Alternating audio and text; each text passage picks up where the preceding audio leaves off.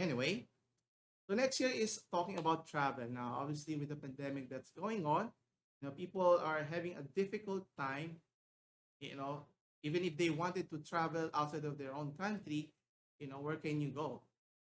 Is it safe to go out?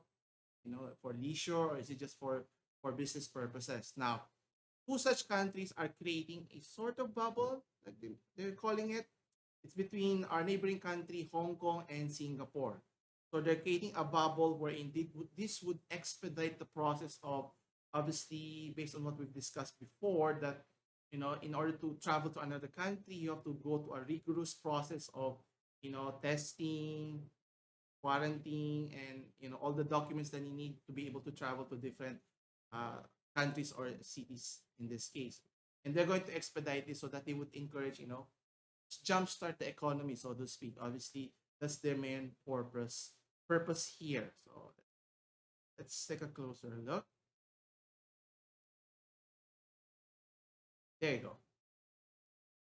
So as I mentioned earlier, so Hong Kong and Singapore is planning an announcement, early this October, that they would allow leisure travel to continue without any need for quarantines. So what they have to do, or for tourists have to do, they just have to simply conduct a test before they depart, and maybe another test when they arrive, just to confirm that there is no virus present. So it's not just Hong Kong between Singapore who is in talks. So other countries are in talks. There are 10 other countries, namely you have Thailand, Japan, and other neighboring countries. So we have to wait and see. I think also other cities in China are in talks as well. So obviously, the travel bubble will create a more expedite process. Now, whether this is the best time to travel, it's hard to debate the merits, but obviously, you have to open up the economies again rather than limit the growth. As to, do we wait until next year? Obviously, many businesses have been hampered by this. First and foremost is the travel, hotels, the airlines. Obviously, it would be tremendous for them that they could go back to some semblance of normal operations here. So obviously, the target is to launch this as soon as possible. Whether they could do it this month or earlier, I think they have to consider several factors as well. So the two cities that they mentioned that they were supposed to have this implemented by mid-October, it's already now November. It's getting closer to December. If they want to take advantage of the Christmas holiday, hopefully before that happens. So we have to wait and see. So what they're being asked here is tourists would take a test before the departure. So obviously it has to be reputable, that is recognized by different countries. So it would be standardized.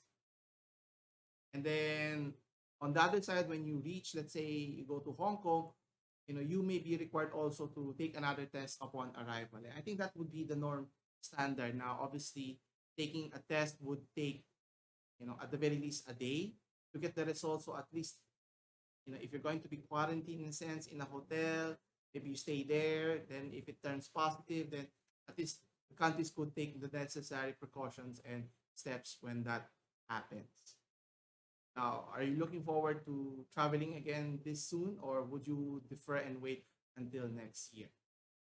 So obviously, business is, depending on many businesses that depend on tourists, is always looking forward for when is it possible to see more travelers around the world.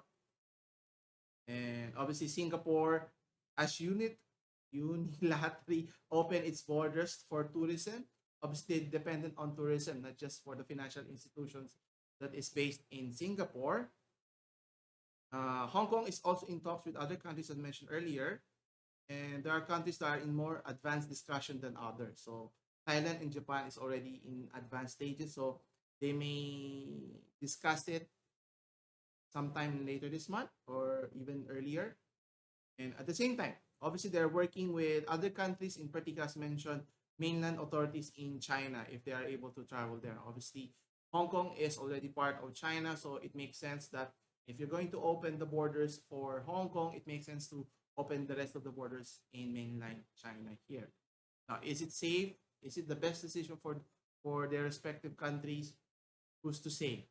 We can only hope for the best, avoid for the worst case scenario here.